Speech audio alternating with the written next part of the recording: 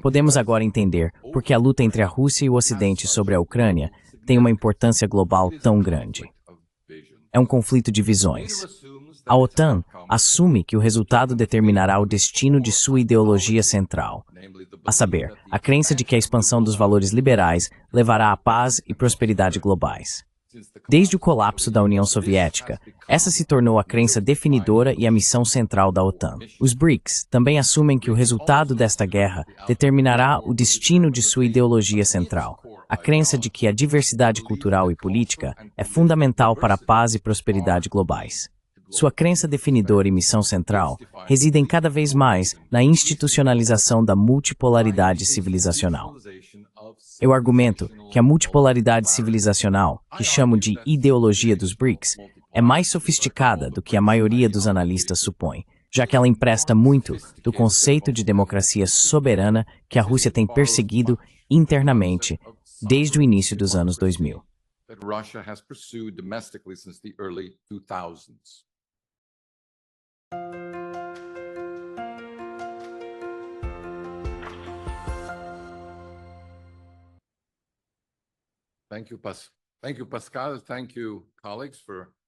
Obrigado, Pascal.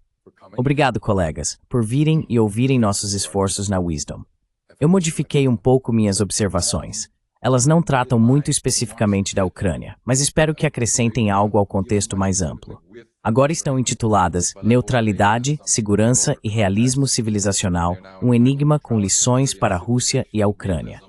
E este é um dos autores do conceito de realismo civilizacional ao qual farei referência. Pode-se argumentar que a ambição estratégica de grandes potências regionais como a Rússia é impedir o surgimento de um hegemon global, promovendo o não alinhamento global. E ainda assim, sua própria identidade está de muitas maneiras ligada a dominar em sua própria esfera de interesse.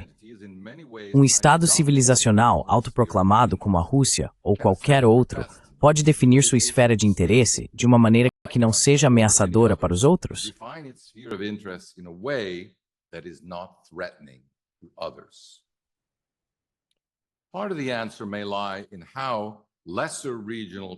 Parte da resposta pode estar em como potências regionais menores, como a Ucrânia, veem a neutralidade.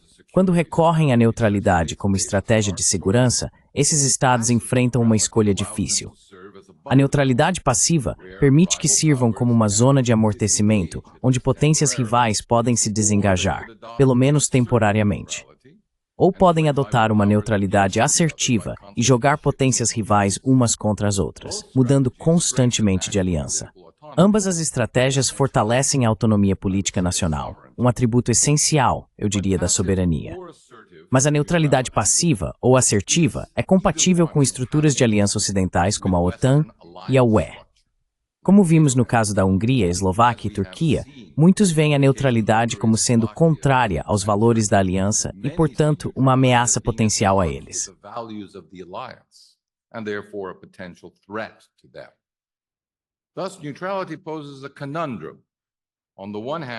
Assim, a neutralidade apresenta um dilema. Por um lado, a capacidade de seguir políticas que refletem os valores culturais e políticos distintos da nação é um aspecto essencial da soberania nacional. Mas muita independência pode enfraquecer o escudo de segurança oferecido pela aliança e torná-la vulnerável a ameaças de vizinhos agressivos. Às vezes, a crítica dirigida a dissidentes como Hungria, Turquia e Eslováquia é simplesmente que sua deslealdade mina a segurança da aliança. Mas isso, por sua vez, se baseia na ideia de que a OTAN reflete uma identidade civilizacional distinta e que os benefícios de segurança que derivam da adesão obrigam as nações a aceitar essa identidade civilizacional liberal específica.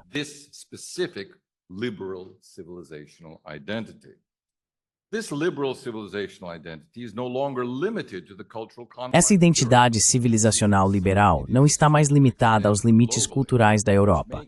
Supõe-se que ela se estenda globalmente, o que torna a expansão da OTAN, e aqui cito, para incluir Japão, Austrália, Coreia do Sul, Filipinas e qualquer outro país democrático como a Argentina, caso expresse o desejo de aderir.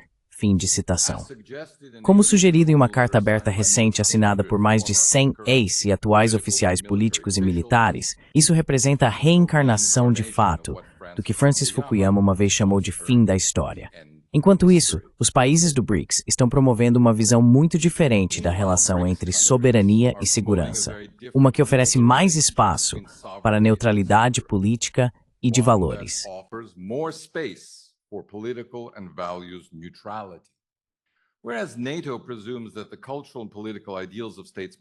Enquanto a OTAN presume que os ideais culturais e políticos dos Estados devem se conformar, sob pena de a segurança global ser comprometida, a aliança BRICS baseia-se na ideia de que é a diversidade política e cultural e não a unanimidade que fortalece a segurança global. Agora podemos entender por que a luta entre a Rússia e o Ocidente sobre a Ucrânia tem tanta importância global. É um conflito de visões. A OTAN assume que seu desfecho determinará o destino de sua ideologia central, a saber, a crença de que a expansão dos valores liberais levará à paz e prosperidade globais. Desde o colapso da União Soviética, essa se tornou a crença definidora e a missão central da OTAN.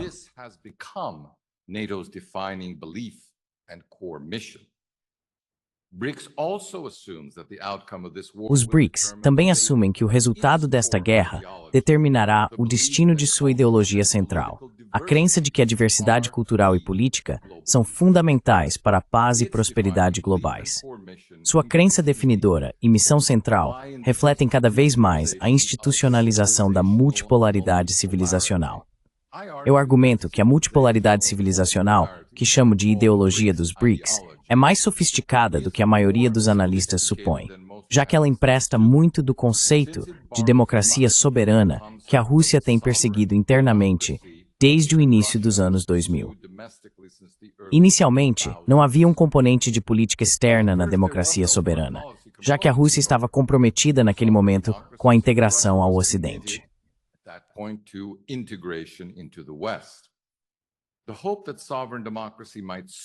A esperança de que a democracia soberana pudesse servir como meio de ancorar a Rússia no Ocidente sobreviveu por uma década, mas quando foi abandonada, foi a ênfase na soberania que permitiu à Rússia fazer a transição suavemente de uma política externa pró-Ocidente para uma política de multipolaridade civilizacional. Desde 2022, a Rússia, além disso, começou a se definir como um Estado civilizacional. O significado desse termo ainda está evoluindo, mas um estudioso que tem pensado profundamente sobre a relação entre civilizações, multipolaridade e segurança é o professor Boris Meshuev, da Universidade Estatal de Moscou. Meshuev argumenta que o internacionalismo liberal está filosoficamente em desacordo com o realismo da política externa e que essa incompatibilidade está impedindo a resolução de muitos conflitos ao redor do mundo.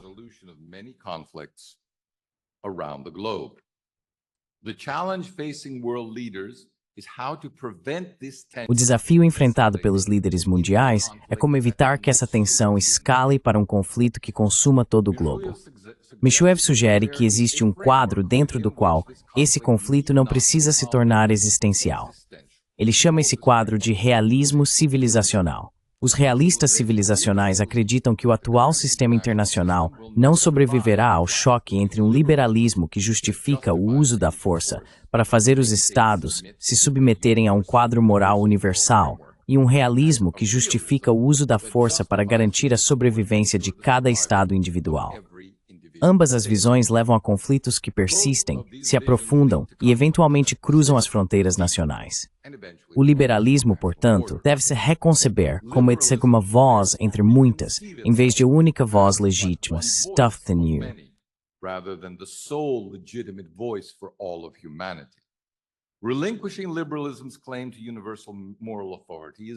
Renunciar à reivindicação do liberalismo à autoridade moral universal é a chave para a estabilidade e paz globais, porque o imperialismo liberal se entrelaçou com os esforços para estabelecer a hegemonia ocidental em áreas militares, políticas e econômicas, todas baseadas na alegação da superioridade moral dos valores liberais ocidentais.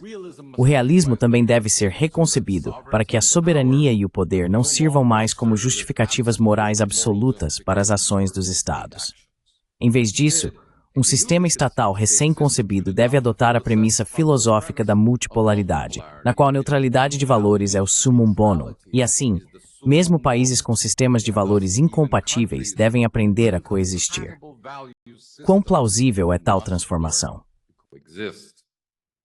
How plausible is such a transformation? Mirziyoyev is cautious, saying that it would be, quote, a major... Mirziyoyev é cauteloso, dizendo que seria, abre aspas, uma grande convulsão no sistema de relações internacionais, fecha aspas. Mas há um precedente histórico para isso. No século XVII, na Europa, líderes exaustos por quase um século de guerras incessantes optaram por reduzir o papel dos valores religiosos nos assuntos internacionais. Acredito que o que os realistas civilizacionais estão pedindo é, de fato, um novo Tratado de Westfália que, como seu predecessor, colocaria fim à proliferação de guerras baseadas em valores. O objetivo do realismo civilizacional, diz Mirziyoyev, é tornar a multipolaridade funcional, institucionalizá-la como a representação de diversos polos civilizacionais, cada um com sua própria esfera de influência cultural e política.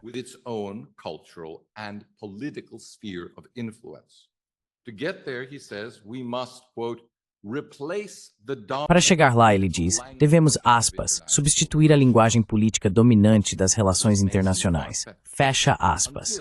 Isso pode parecer exagerado, até que se lembre que é também o apelo de uma das escolas mais conhecidas de teoria das relações internacionais do Ocidente, o construtivismo social, que argumenta que novas oportunidades políticas podem surgir da escolha de uma nova linguagem política pelas elites.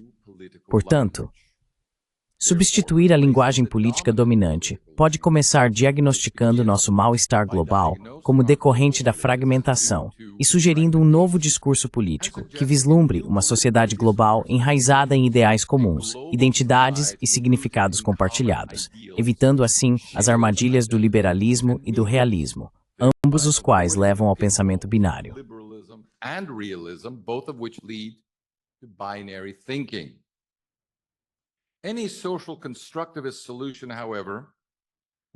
Qualquer solução construtivista social, no entanto, levará gerações para ser implementada, e o mundo pode não ter tanto tempo. Portanto, eu gostaria de vê-la combinada com a sabedoria diplomática de bom senso, o que é chamado de escola inglesa de diplomacia, e com a neutralidade. Assim como o realismo civilizacional, a escola inglesa afirma a importância da diversidade de valores. Essa diversidade exige que as nações fortaleçam o que a escola inglesa chama de sociedade global, que é definida como a arena de interação onde os interesses nacionais se sobrepõem. Esforços para isolar qualquer nação são considerados irresponsáveis e perigosos porque rasgam o próprio tecido de nossa sociedade global. A tarefa adequada dos diplomatas pode, portanto, ser melhor comparada à de um conselheiro matrimonial, em que o divórcio smenkulnebsien.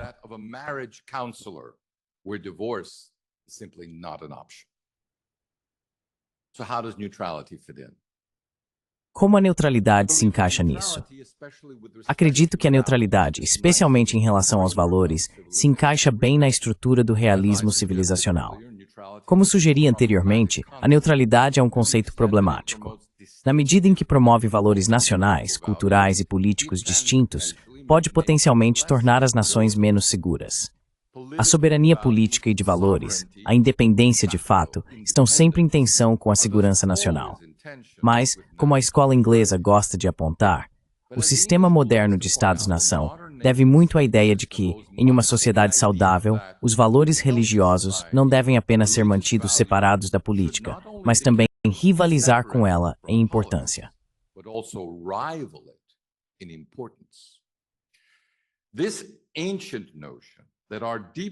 Essa antiga noção de que nossos valores mais profundos não derivam da política, mas transcendem a política, é o que, em última análise, permitiu que líderes adotassem a neutralidade em relação aos valores, mesmo valores religiosos, em vez de lutar até a morte por eles. Isso eventualmente levou à Paz de Westfália, ao fim da Guerra dos 30 Anos e ao subsequente surgimento da Europa como uma potência global nos 3 séculos seguintes. Precisamos urgentemente recuperar esse tipo de neutralidade hoje se quisermos evitar outra confrontação global sobre valores, que superaria em muito a devastação causada pelas guerras religiosas na Europa há tanto tempo. Obrigado. religious wars in Europe so long ago. Thank you.